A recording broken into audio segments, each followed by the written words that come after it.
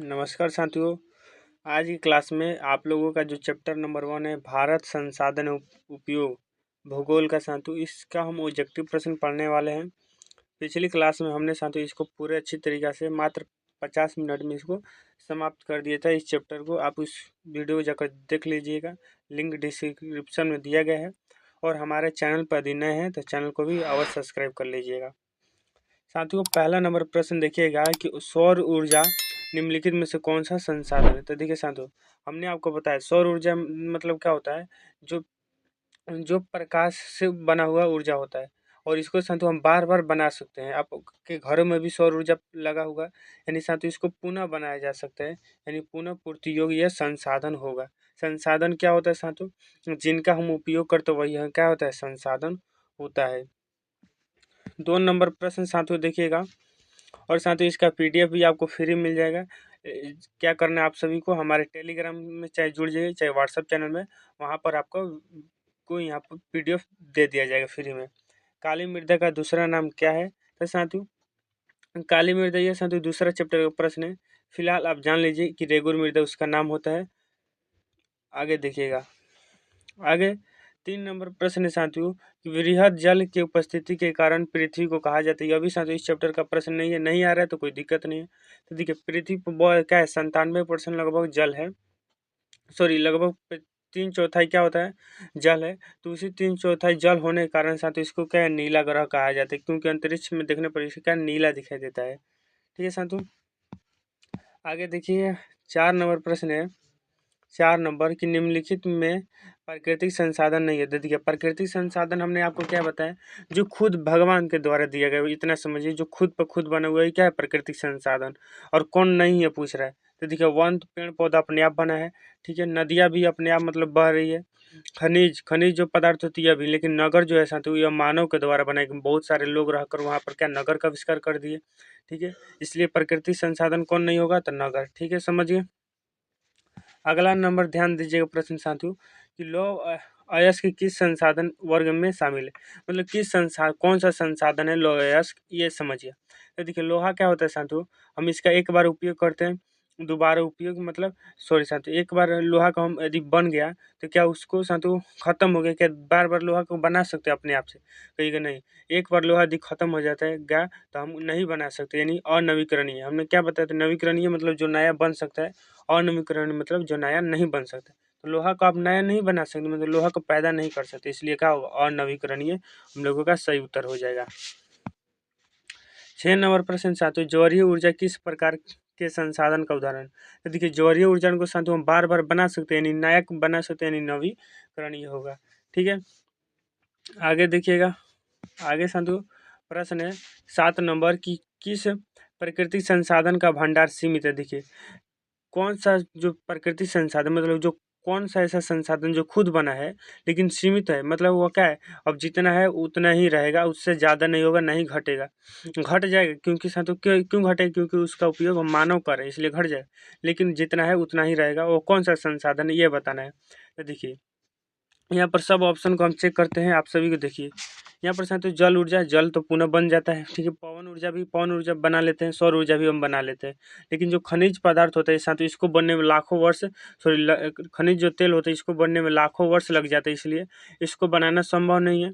इसलिए option number A का वजह साथियों सही हो जाएगा, क्योंकि यह, और ये भी याद रखिएगा कि जो खनिज तेल होता है, जो खनिज होता है वो अनवीकरणीय, मतलब इसको नया नहीं बनाया जा सकता। 12 नंबर है कि सौर ऊर्जा निम्न में से कौन सा संसाधन में। तो सौर ऊर्जा साथियों क्या होता है, नया बनाया जा सकता है, इसलिए इसलिए कौन होगा, नवीकरणीय होगा, ठीक है। नवीकरणीय मतलब देखिए नया बनाया जा सकता है, नवीकरणीय कहिए चाहे पुनः पूर्ति योग कहिए, ठीक है, ये भी कह सकते हैं, मतलब पुनः बनाया जा सकता है। 9 नंबर प्रश्न है साथियों, कि तट रेखा से किमी मतलब किलोमीटर क्षेत्र सीमा अपवार्जक क्षेत्र कहलाता है। देखिए हमने क्या बताया था साथियों, अपवार्जक आर्थिक क्षेत्र के बारे में बताया था। मान चलिए कोई देश का अंतिम सीमा है, इस देश का अंतिम सीमा के बाद मान चलिए समुद्र रहता है, सागर रहता है। उस सागर में आप सभी को 200 किलोमीटर तक ही उस देश का क्या होता है, अधिकार होता है। यही हमने आपको क्या बताया था, यानी 200 हम लोगों का सही उत्तर हो जाएगा, ठीक है साथियों। देखिएगा अगला नंबर प्रश्न साथियों है कि समुद्री क्षेत्र में राजनीतिक सीमा के कितने किमी क्षेत्र का राष्ट्रीय संपदा निहित है। देखिए मतलब मान के चलिए कोई भी राजनीति बोले तो राज्य है, उसका साथू किसी किसी सीमा मतलब क्या समुद्री सीमा मतलब समुद्र के अंदर उसका कितना अधिकार है, जिस प्रकार हमने किसी देश के लिए देखा उस पर राजनीति के लिए हमें देखना है कितना होता है, तो उसके लिए 15 लगभग 2 किमी होता है मतलब किलोमीटर होता है साथियों। ये बातें याद रखना है आप सभी को, यानी ऑप्शन नंबर बी क्या हो जाए साथियों, सही उत्तर हो जाएगा। आगे देखिएगा, आगे 10 नंबर है कि लो अयस्क किस प्रकार का संसाधन है। तो देखिए लो अयस्क क्या होता है साथियों, लो अयस्क मतलब लोहा, लोहा एक बार क्या खत्म हो जाएगा क्या दोबारा बनेगा, तो कहीं नहीं, यानी अनवीकरणीय हो जाएगा, नवीकरणीय नहीं होगा साथियों। आगे देखिएगा, आगे 12 नंबर प्रश्न की जौहरी ऊर्जा निम्न में किस प्रकार का संसाधन है। तो देखिए जौहरी ऊर्जा क्या होता है, जो पुनः बनाया जा सकता है, यानी पुनः पूर्ति योग्य संसाधन होता है। आगे 13 नंबर प्रश्न है साथियों कि 13 नंबर कि पवन ऊर्जा किस प्रकार का संसाधन है। तो देखिए पवन ऊर्जा को भी साथियों पुनः बनाया जा सकता है, यानी नवीकरणीय होगा। ठीक है, नवीकरणीय चाहे पुनः पूर्ति योग्य रहेगा तो अभी आप ऑप्शन में मार दीजिएगा। ठीक है, आगे आगे 14 नंबर प्रश्न की कोयला किस प्रकार का संसाधन है। तो देखिए कोयला जो है साथियों एक प्रकार का अनवीकरणीय क्यों है, क्योंकि साथियों कोयला एक बार खत्म हो जाए तो दोबारा नहीं बनेगा, इसलिए अनवीकरणीय सही हो जाएगा। आगे 15 नंबर प्रश्न है कि निम्न में से कौन प्रवाहनीय संसाधन, प्रवाहनीय मतलब क्या, जो बहता है मतलब जो लगातार बहता है, जैसे नदी, नदी प्रवाहनीय क्योंकि नदी में जल प्रवाह होता है। पेट्रोल साथियों पेट्रोल का नदी में बना का बहता है तो कहीं नहीं, कोयला तो भीतर ही मिलता है, यह भी नहीं।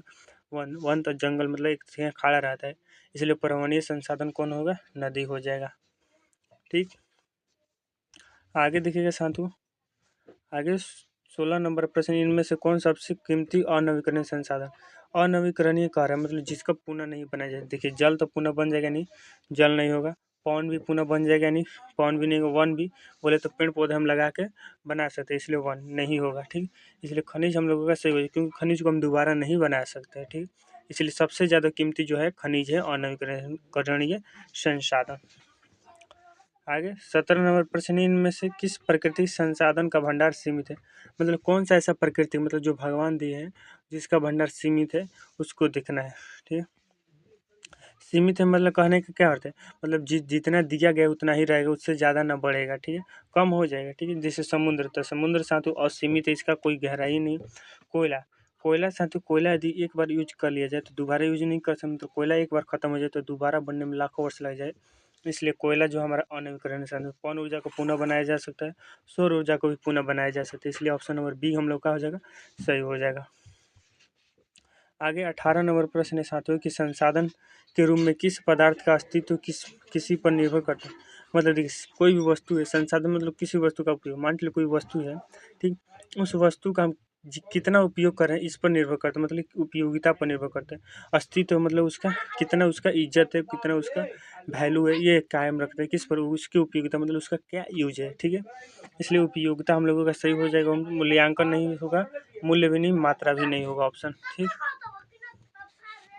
आगे देखिएगा 19 नंबर प्रश्न है कि संसाधन का विवेकपूर्ण उपयोग की प्रस्ताव किस वर्ष आया। तो देखिए विवेकपूर्ण उपयोग मतलब क्या, संसाधनों का मैंने बुद्धिपूर्वक, संसाधनों को ज़्यादा हम लोग को बेखर्च ना करें, मतलब खर्चा उसका ज़्यादा ना करें, एकदम बुद्धिपूर्वक उसका उपयोग करें, मतलब जितना चाहिए उतना ही हम जल का उपयोग करें, वनों के पेड़ की कटाई कम करें, यह क्या होगा, बुद्धिपूर्वक उपयोग होता है। ठीक, तो यह योजना कब बनाई गई थी, यह योजना 1968 में यह योजना बनाई गई थी।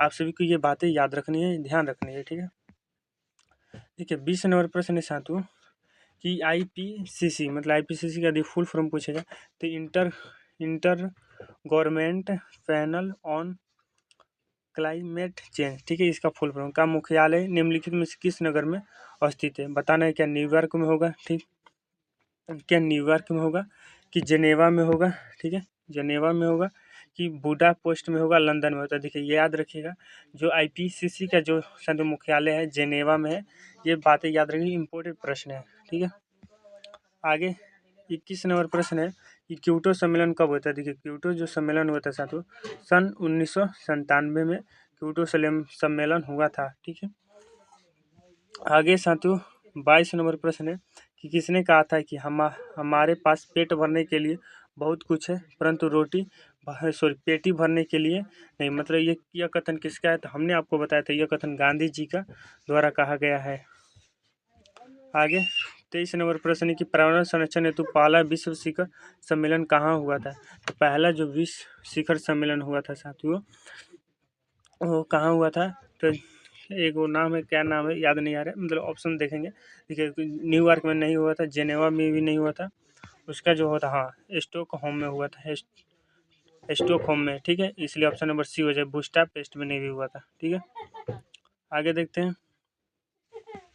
आगे 24 नंबर प्रश्न की सार्वजनिक स्थान पर बना मंदिर किस प्रकार का संसाधन? देखिए, हमने एक पढ़ाया था साथियों, व्यक्तिगत संसाधन क्या होता है? किसी खास व्यक्ति का अधिकार, जैसे आपका जगह जमीन बगीचा, ये सब हो गया। सामुदायिक मतलब किसी समुदाय बोले तो किसी समूह के लोग, जैसे आपका गांव का जो मंदिर हो गया, ठीक है, वो क्या सामुदायिक संसाधन आ जाएगा, ठीक है। जैसे शमशान घाट हो गया, जैसे मंदिर मस्जिद, ये सभी क्या सामुदायिक संसाधन में आ जाएंगे, मंदिर भी सामुदायिक होगा, ठीक है। इससे ऑप्शन नंबर बी हो जाएगा सही। आगे देखिएगा, 25 नंबर प्रश्न है कि 1992 में रियो डी जनेरा में कौन सा सम्मेलन हुआ था? तो याद रखिएगा, पृथ्वी सम्मेलन हुआ था 1992 में। आगे देखिए, आगे 26 नंबर प्रश्न है कि राजस्थान में किस संसाधन की कमी है? देखिए, राजस्थान में किस संसाधन की कमी है? देखिए, राजस्थान में जो सबसे ज़्यादा राजस्थान रेगिस्तान है, तो रेगिस्तान में क्या की कमी होगा? तो जल का, यानी जल ऊर्जा, हम लोगों का सही उत्तर दिखने को मिल जाएगा, ठीक है। आगे 27 नंबर प्रश्न है साथियों, संसाधन होते नहीं बनते किनका कथन है? इम्पोर्टेंट प्रश्न है साथियों, बताना है। तो गांधी जी को ये कभी नहीं, जिम्मरमैन का यह कथन है। आप सभी को ये बातें याद रखनी है।